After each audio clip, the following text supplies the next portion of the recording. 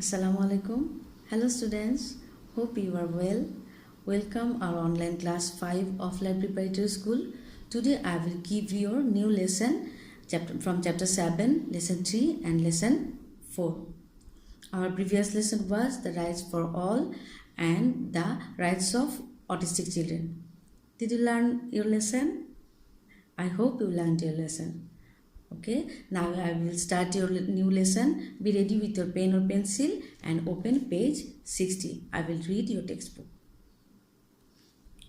Our lesson 3 is the violation of children's rights. শিশুদের অধিকার লঙ্ঘন. Children's rights are violated in various ways in our society. আমাদের সমাজে শিশুদের অধিকারগুলো নানাভাবে লঙ্ঘিত হচ্ছে. Some children are deprived of the right to education because their family cannot afford to send them to school. কিছু শিশু তাদের শিক্ষার অধিকার থেকে বঞ্চিত হচ্ছে কারণ তাদের পরিবার তাদেরকে স্কুলে পাঠাতে সামর্থ্য রাখে না. Some children have to work in the fields, in bricklines or in factories, although child labor below the age of 18 has been illegal. কিছু শিশু কাজ করছে মাঠে, ইটের ভাটায় এবং ফ্যাক্টরিগুলোতে, যদিও 18 বছরের নিচে শিশুশ্রম বেআইনি. Some children are homeless, especially in the cities, because their family cannot afford housing. কিছু শিশু গৃহহীন, বিশেষ করে শহরে, কারণ তাদের পরিবার তাদেরকে ঘরবাড়ি করে দেওয়ার সামর্থ্য রাখে না. Sometimes children are punished physically, although it is illegal. কোনো সময় শিশুরা শারীরিকভাবে নির্যাতিত হয়, যদিও এটা বেআইনি. Some children are trafficked, which means transporting them elsewhere to do illegal work. Some children are trafficked.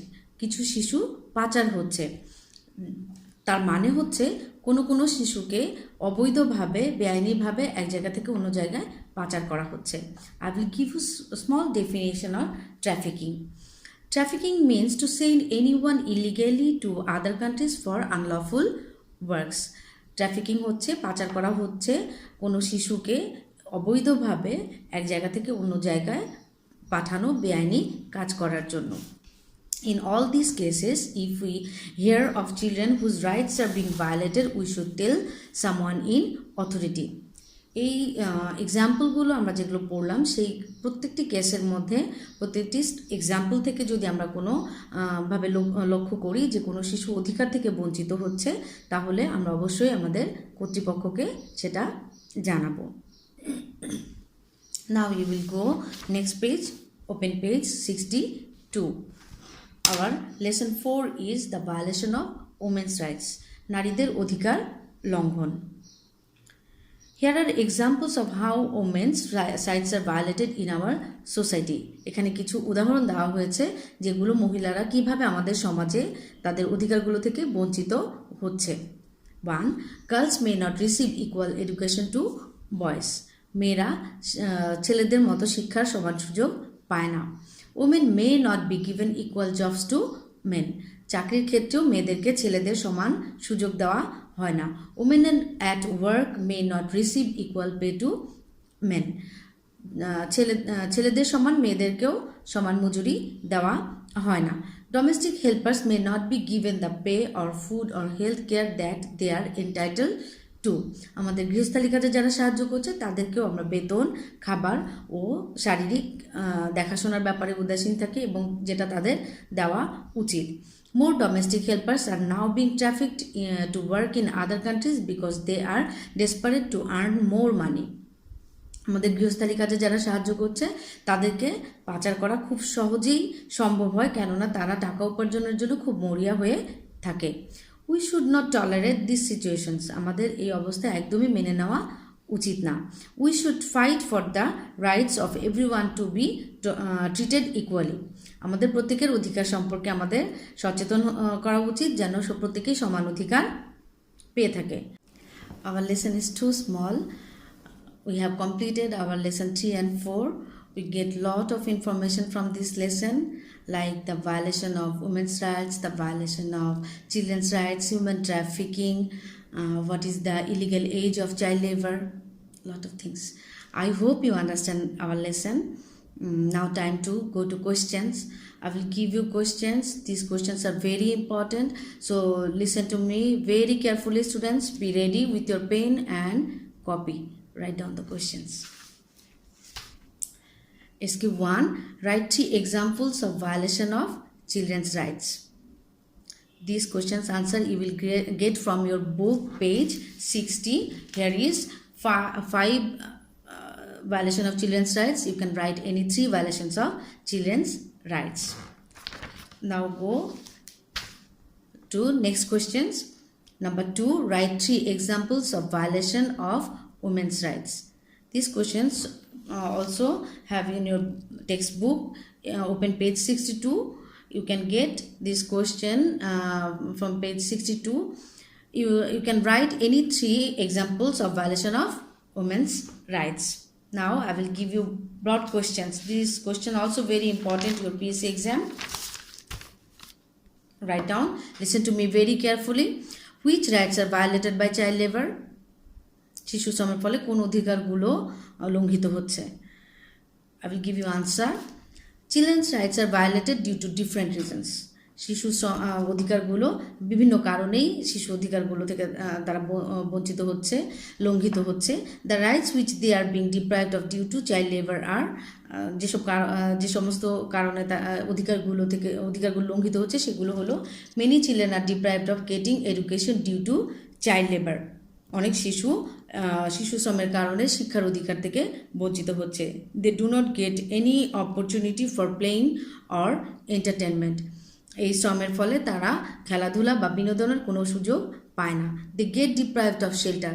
তারা আশ্রয় থেকেও বঞ্চিত হচ্ছে। They are deprived of getting social security. তারা সামাজিক নিরাপত্তা থেকে বঞ্চিত হচ্ছে। Many children are deprived of getting proper health care. তারা স্বাস্থ্যসেবা থেকে বঞ্চিত হচ্ছে। Some children are trafficked, which means transporting them elsewhere to do illegal work, which is also the violation of children's rights. কিছু কিছু শিশু পাচার হচ্ছে এক জায়গা থেকে অন্য জায়গায় ইলিগাল ওয়েতে, অবৈধভাবে, এবং তাদেরকে দিয়ে বেআইনি কাজ করানো হচ্ছে, যেটার ফলে শিশু অধিকার লঙ্ঘিত হচ্ছে। These 3 questions are very important for you, so learn these questions. Don't be afraid from your lesson. I am always with you. If you have any problem, contact me. Other teachers have also contact with you. Now we are very near to end of the class. Now I want to tell you something important. এখন একটু বাংলায় বলি। বাংলায় বলতে চাচ্ছি এই জন্য যে কথাগুলো ভালো মতো বলতে পারবো, সেই জন্য বা বোঝার সুবিধার জন্য, স্টুডেন্টদের বোঝার সুবিধার জন্য। ডিয়ার স্টুডেন্টস, কোভিড-19 সম্পর্কে তো আমরা সবাই জেনেছি। করোনা ভাইরাস সারা পৃথিবীতে ছেয়ে গেছে। সারা পৃথিবী আজ বলতে গেলে স্থবির হয়ে গেছে। আমরাও গৃহবন্দী। সারা বাংলাদেশের অনেক জায়গা লকডাউন চলছে। প্রতিদিনই কোনো না কোনো এলাকা নতুনভাবে লকডাউন হচ্ছে। আমরা সবাই খুব ভয়ে আছি, আতঙ্কে আছি। তো আমরা জানতে পাচ্ছি বিভিন্নভাবে বিশ্ব স্বাস্থ্য সংস্থা বারবার আমাদেরকে সচেতন করছেন। এটা থেকে ভয় না, সচেতনতাই পারে এই ভাইরাস থেকে আমাদেরকে দূরে রাখতে। তো বিশ্ব স্বাস্থ্য সংস্থা সব থেকে যেটি বলছে, এই ছোঁয়াচে সংক্রামিত রোগ যেটা মানুষের হাঁচি, কাশি এবং মুখের লালা বা জলকণা থেকে এটা ছড়াতে পারে। সেই জন্য দূরত্ব বজায় রাখতে বলছে সবসময়, এবং তোমাকে মাস্ক ব্যবহার করতে বলছে। একজন আরেকজনের সাথে কথা বলার সময় অবশ্যই দূরত্ব বজায় রাখতে হবে এবং মাস্ক ব্যবহার করতে হবে। তোমরাও ব্যবহার করবে। আরেকটা যেটা সব থেকে বেশি গুরুত্বপূর্ণ, বিশ্ব স্বাস্থ্য সংস্থা বারবার রিমাইন্ড করছে আমাদেরকে যে বারবার সাবান দিয়ে হাত ধুতে হবে অন্তত 20 সেকেন্ড।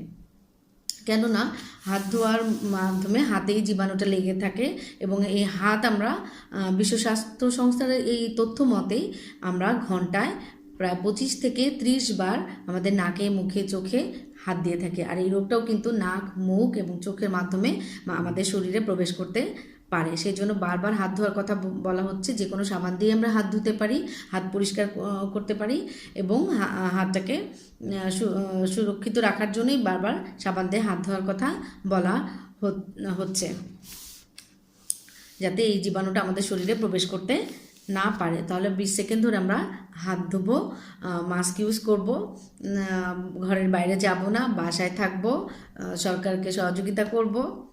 তো ভালো থাকো, সুস্থ থাকো, সচেতন থাকো, তোমার সোসাইটিকে ভালো রাখো, তোমার ফ্যামিলিকে ভালো রাখো। Thank you, see you again.